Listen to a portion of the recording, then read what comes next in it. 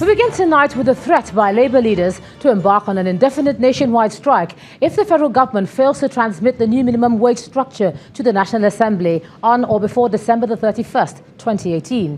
The leaders who met in Lagos say they will not be part of the planned high-powered technical committee announced by President Muhammadu Buhari during the 2019 budget presentation. They insist that all discussions have ended on the new minimum wage as the Labour union has taken a stand. We reject in its entirety the plan by the federal government to set up another high-powered technical committee on the new national minimum wage. We view this as a diversionary tactic and also a process that will not deliver a new minimum wage on time. Nigerian workers are urged to be vigilant and be prepared to campaign and vote against any candidate and political party who are not in supportive of the implementation of a new national minimum wage. Finally, organized labor will not guarantee industrial peace and harmony if after 31st of December 2018, the draft bill is not transmitted to the National Assembly for its consideration. These serve as statutory notice for organized labor to recall its suspended nationwide industrial action. We therefore want to once again thank our workers and their families for the patience they have endured, because we could recall that the new minimum wage is actually due since 2016. The National Assembly is calling for a probe of the killing of former Chief of Defence Staff, Air Chief Marshal Alex Bade.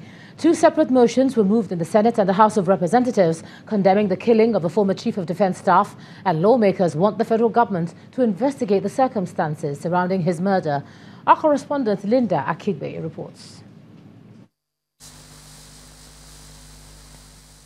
Senators rise to honor the former Chief of Defence Staff, Air Chief Marshal Alex Bade, retired.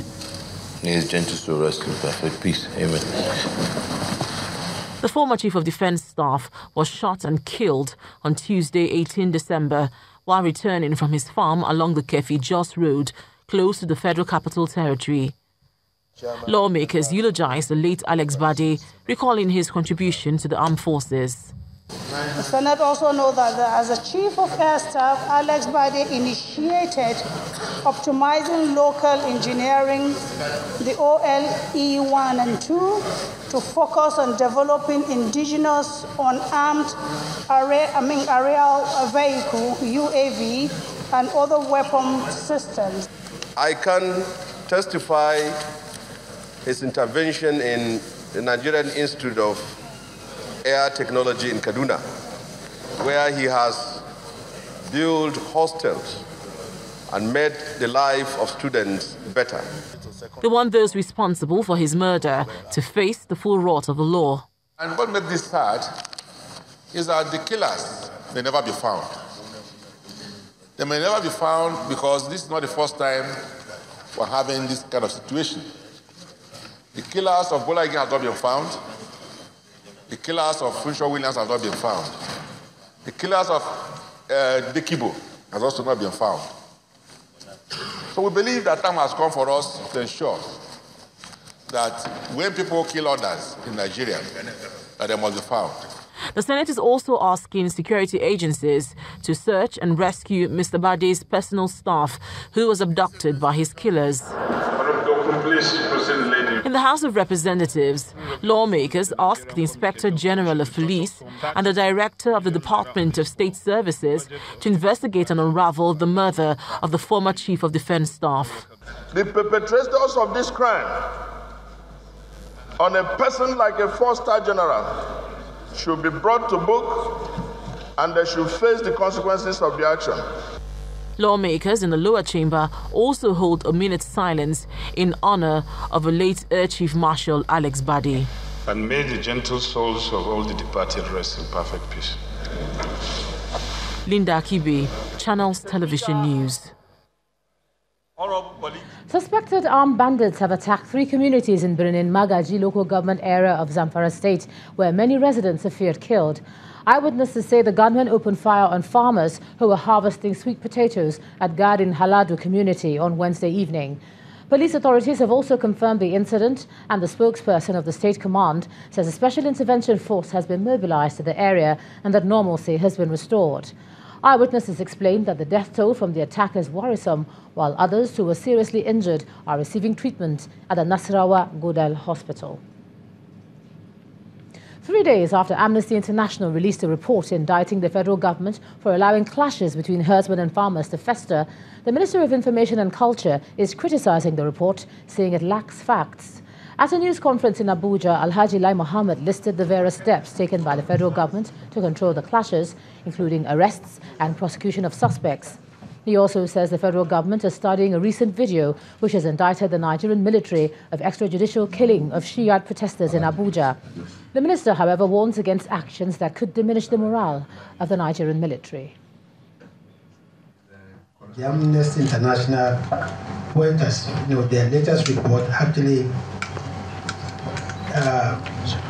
claimed that the government's failure to investigate and bring to justice killers has fueled the farmers' hedges clash, and that security agencies' response time has been very slow. Well, let me start by saying, Amnesty International is wrong, and very wrong too, to suggest that the government has done nothing. Amnesty has also accused the government of lethargy, saying that it has allowed impunity to flourish. Again, they got it wrong. Apart from taking concrete measures which I've just outlined to end the killings, there have been arrests and there have been prosecution of offenders. Let me just give you some instances. In Taraba, 49 were arrested, 42 are being prosecuted currently. In Plateau State, 43 were arrested, 31 are being prosecuted currently. In Benue State, 120 were arrested, 81 prosecuted, and 68 of them convicted. To some finance-related stories now, capital releases from the 2018 budget are expected to hit 1.1 trillion naira before the end of December 2018, and that's according to the Minister of Finance, Zainab Ahmed. The minister, who was speaking at the breakdown of the 2019 budget in Abuja, explains that the federal government has achieved over 43% of the capital releases for the year 2018. Government officials, members of civil society organizations and finance experts are gathered here to witness the breakdown of the 2019 budget proposal, which comes barely 24 hours after it was presented to the National Assembly by President Muhammadu Buhari. The 2019 budget proposal is hinged on some key assumptions. This includes a daily oil production of 2.3 million barrels per day, pegged at $60 per barrel, exchange rate of 305, and an inflation rate of 9.98% amongst others. These ambitious targets would also be supported with an aggressive revenue generation. The President has directed that action should be commenced to actually restructure the joint venture oil assets so as to reduce government shareholding to 40%, and that this must be completed in the 2019 fiscal year so that the revenues can be available to fund the 2019 budget. Mr. Udo Uzoma blames the present unemployment rate on the nation's growing population. The NBS numbers actually show that there's been a significant net job creation. It actually shows, if you look at those numbers, that under this administration, we've had a growth of 1.64 million new jobs, a net growth of 1.64 million new jobs. However, the growth in the population, people coming into the job market, young graduates coming to the job market, has been higher than this. So until the growth in jobs matches or is better than the new people entrants coming in, you won't see unemployment falling. And how far has the 2018 budget fared, especially in terms of capital releases? The 820 billion is 43% of MDA capital. We're working to push these releases to 1.1 trillion by the end of December, inshallah, and that will be including the statutory transfers, the service-wide, as well as the rest of the MDAs whose capital we're currently processing. The 2019 budget has been titled Budget of Consolidation and Continuity and has been projected by officials to improve the lives of many Nigerians. The House of Representatives has mandated its committees on AIDS, loads and debt management to investigate the country's rising debt profile. And this follows a motion raised by a lawmaker, Mr. Tajuddin Yusuf, who claims that the country's rising debt profile has led to growing economic instability, stifled growth and stunted development. The motion further stated that there has been a sharp increase in subnational borrowing in the last 3 years. The committee is expected to present its findings within 4 weeks for further legislative action.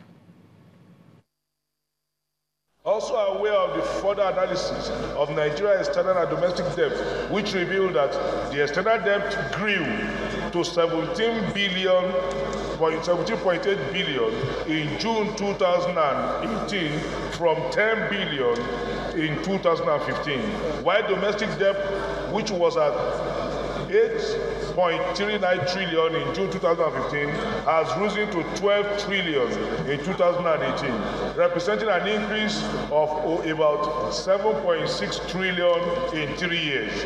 Concerned that aside the rising national debt profile, there is a sharp increase in subnational borrowing in the last 3 years, such that the domestic debt in state governments rose from 1.69 trillion in June 2015 to 3.4 trillion in June 2018. Further aware that Nigeria's revenue has sharply declined, which makes it increasingly difficult to attract and sustain higher debts. The House hereby resolved to mandate the committees of AIDS, loans and debt management, capital market and banking and currency to carry out investigation into the matter and report back within 4 weeks.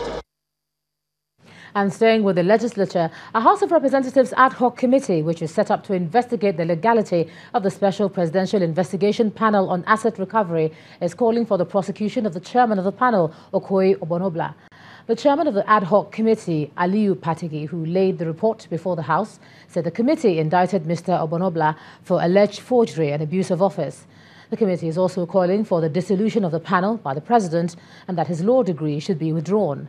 The report, which was adopted by the House, also wants the body of benchers to withdraw his call to bar certificate. The committee claims that Mr. Ogbonobla has failed to appear before it since it began its probe in June 2018. The Independent Corrupt Practices Commission, ICPC, should investigate the allegation of corruption contained in the audit report of the Auditor General of the Federation on financial transaction of the panel and prosecute the culprits. Carried. 5 now becomes 4, that the law degree of Chief Okoye Ogbonobla have been obtained fraudulently should be withdrawn by University of Jos. Carried. That the President of the Federal Republic of Nigeria should discharge Chief Okoye Ogbonobla of his responsibility as Special Advisor and Chairman of the Special Presidential Investigation Panel. Approved. And finally, 9, that Chief Okoye Ogbonobla should be arrested by the Inspector General of Police and charged to court for forgery and misrepresentation. Carried. Amendment. On this one, additional recommendation. Sir, that word arrest, I think we should replace it. Because it has to be prosecuted first. It's a criminal proceeding. Once we empower the IG to prosecute him, before you're taken to court, you must be arraigned. But if we put it as if we have something malicious against him, so I think that we should just put that So arrested should be replaced by prosecuted? Yes, sir. Okay, arrested, replaced by prosecuted. Thank you very much.